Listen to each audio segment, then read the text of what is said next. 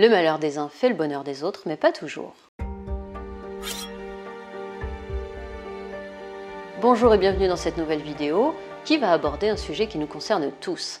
Le malheur des uns fait le bonheur des autres. En fait, cette citation de Voltaire ne s'applique pas à l'entourage et je vais vous expliquer pourquoi.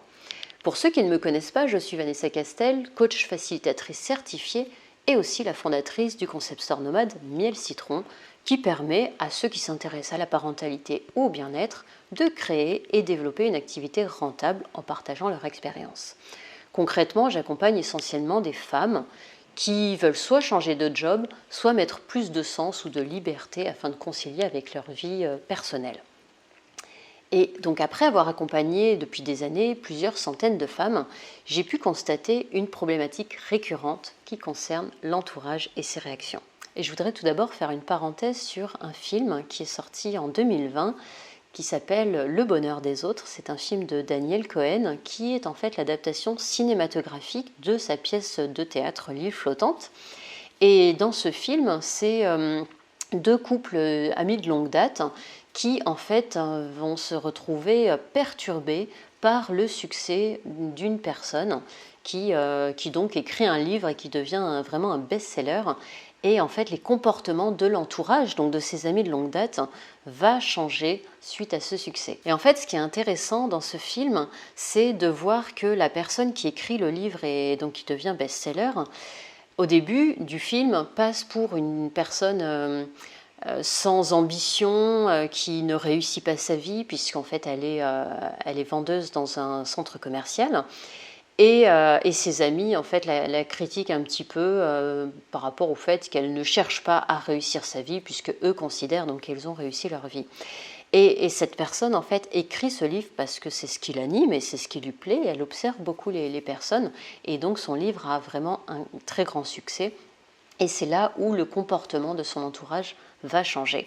Alors l'idée, c'est pas de vous raconter le film, mais c'est très intéressant d'observer ces différents comportements et toutes ces petites phrases assassines qu'on peut souvent connaître.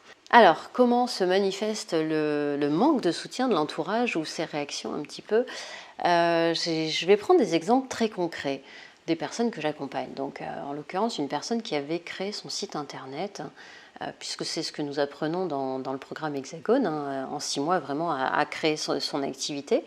Et du coup, en toute autonomie, elle avait développé son site internet avec toute la partie technique, donc déjà elle était sortie de sa zone de confort.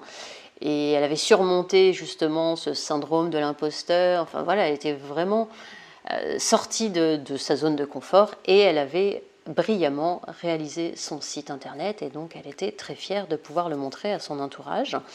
Et elle a reçu beaucoup d'avis très positifs, un accueil vraiment très très positif, mais le cerveau humain est comme ça, c'est-à-dire qu'on peut avoir 10 compliments, il suffit qu'il y ait une personne, surtout si c'est une personne dont l'avis compte beaucoup pour nous, si cette personne critique, on va finalement plus s'attacher et s'attarder sur la critique.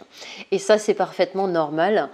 Mais donc cette personne a été blessée par le fait qu'une personne émette quelques critiques qui concernent vraiment des aspects peut-être techniques du site, enfin des petits détails.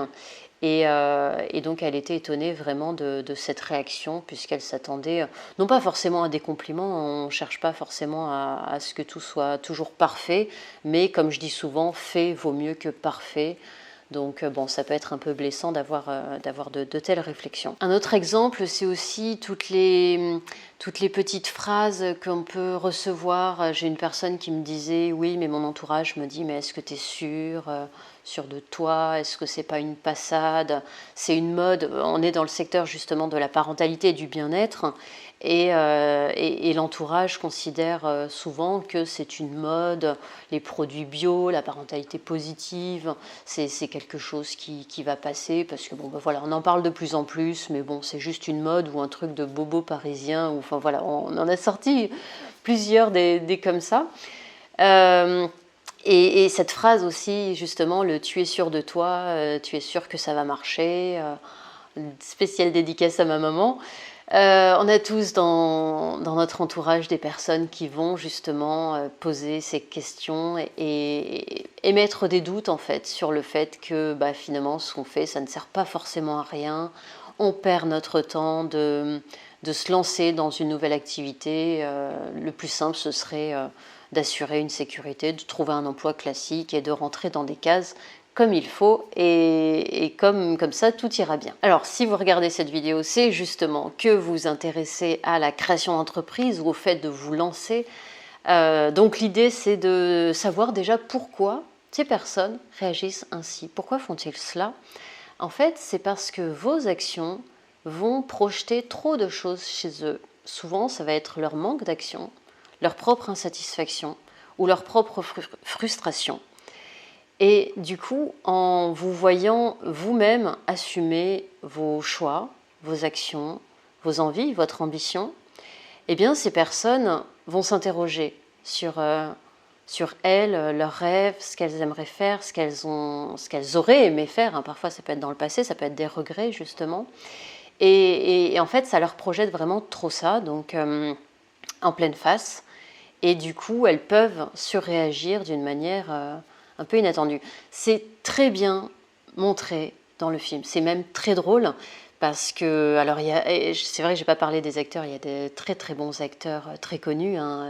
Il y a Vincent Cassel, il y a Florence Foresti qui est brillante dedans aussi. Enfin, tous les acteurs sont très brillants dans leur rôle, mais c'est vraiment très drôle puisque ça montre vraiment comment ça peut provoquer chez l'autre un questionnement et une remise en question et du coup et surtout un comportement qui va devenir différent. Donc vous l'aurez compris, il y a souvent beaucoup de jalousie derrière ces comportements.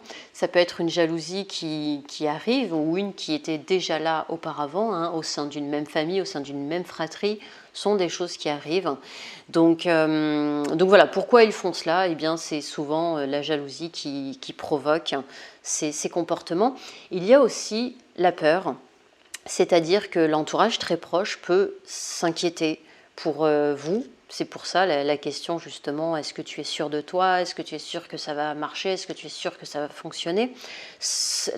À ce moment-là, ça fait vraiment écho à des peurs, à des croyances limitantes de ces personnes, c'est-à-dire qu'elles projettent elles-mêmes, ça revient en fait à cette projection sur leurs propres envies et leurs propres peurs, hein. C'est-à-dire qu'elles-mêmes peut-être ont pensé faire la même chose, mais ont eu tellement peur et se sont bridées que du coup elles transmettent aussi leur peur dans leurs paroles. Cela étant dit, c'est bien beau de savoir que cela peut être de la peur ou de la jalousie. La grande question, c'est comment y remédier.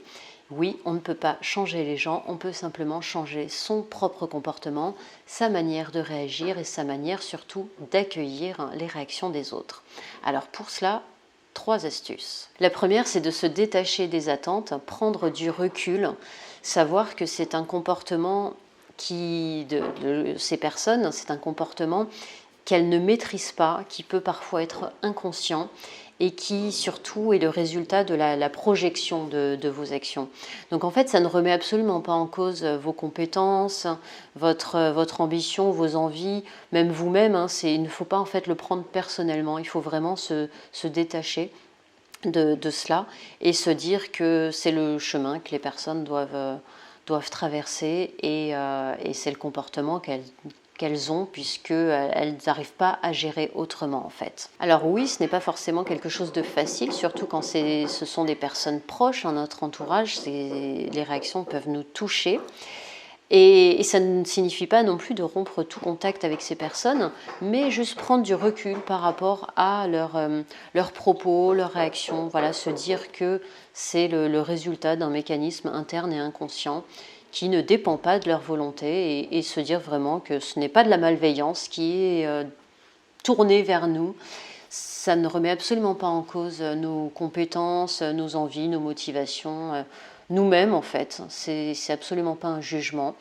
Donc voilà, mon conseil c'est vraiment de vous détacher de tout ça et de prendre du recul. Et alors comment? Parce que, comme je disais, c'est quelque chose qui peut être difficile. La meilleure manière de s'y détacher, c'est de se connecter à son pourquoi. Pourquoi on fait les choses? Pourquoi on est animé par cette envie? Qu'est-ce qui nous pousse à vouloir faire ces actions ou à aller dans ce sens? En l'occurrence, dans le film, si la personne se connecte justement à pourquoi elle a écrit, quelle émotion elle a voulu transmettre, qu'est-ce qu'elle a voulu faire avec ça. Son but, elle, depuis le début, elle l'annonce, c'est faire ce qui lui plaît. Donc, à partir du moment où vous vous connectez vraiment à votre pourquoi, ça va être beaucoup plus simple de se détacher de l'émotionnel, de la réaction des autres. Et enfin, mon troisième conseil, c'est de vous entourer de personnes qui ont ces mêmes envies, ces mêmes ambitions, qui vont rencontrer ces mêmes problématiques.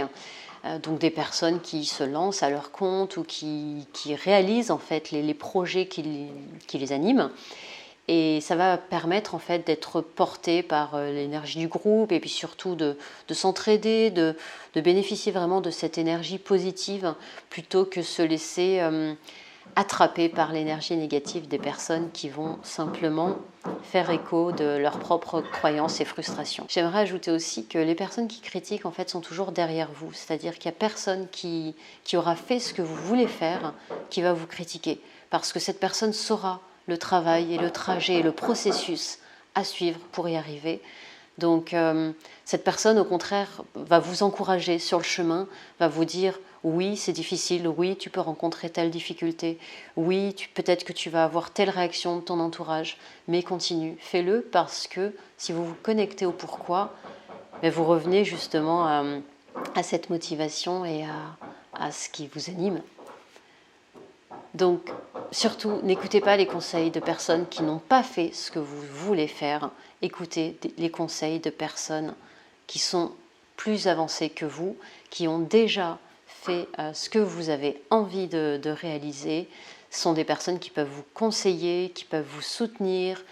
Et ça reste vraiment beaucoup plus positif que de demander l'avis de votre entourage et de chercher l'approbation en fait de votre entourage. Et alors pour clôturer cette vidéo, je vais vous parler d'une expérience personnelle, c'est-à-dire qu'il y a une douzaine d'années, je montais un projet de création d'entreprise, c'était mon premier, et donc projet qui n'a pas abouti, qui s'est heurté au refus de financement des banques, de tout ça. Et il y a d'autres problématiques à l'époque. Et surtout, donc, les banques ont refusé en arguant que c'était un projet qui ne pouvait pas fonctionner puisque c'était un effet de mode. On était sur l'alimentation biologique et on m'aurait rétorqué que c'était quelque chose, un truc de bobo parisien et que ça ne fonctionnerait jamais. Aujourd'hui, je vous laisse apprécier le nombre de projets dans l'alimentation biologique, végane, healthy, enfin vraiment voir si c'est vraiment quelque chose de bobo parisien ou si c'est assez développé. Je pense que la question est vite répondue. Donc vraiment ne pas s'attarder sur des petites phrases assassines comme ça qu'on peut vous dire. C'est pas ça qui doit vous arrêter en fait. Vous allez peut-être être freiné parfois par des problématiques, comme j'ai pu l'être par le refus de financement. C'est pas ça qui m'a empêché de créer quelques années plus tard eh bien, ce fameux projet Miel Citron, le concept store nomade, pour aider les personnes à se lancer dans ce style de vie, de cette justement alimentation saine, parentalité différente, positive, bienveillante, vraiment tout un style de vie, tout un univers. Et qui aujourd'hui se développe de plus en plus. Donc entourez-vous de personnes dans cette démarche et ça va vous permettre d'aller là où vous voulez. J'espère que cette vidéo vous aura inspiré, vous aura surtout donné envie de passer à l'action, de vous entourer. Vous pouvez retrouver le lien du site internet Miel Citron dans la description de cette vidéo. Et puis surtout, vous pouvez aussi liker, commenter. Ça pourrait être intéressant de savoir quelle petite phrase assassine vous avez dû supporter dans votre entourage. Et puis surtout, vous pouvez aussi partager cette vidéo, ça fait toujours plaisir. Et puis surtout, ça peut aider d'autres personnes ou alors ça peut transmettre un message à votre entourage. Je vous dis à très vite pour la suite. Ciao, ciao!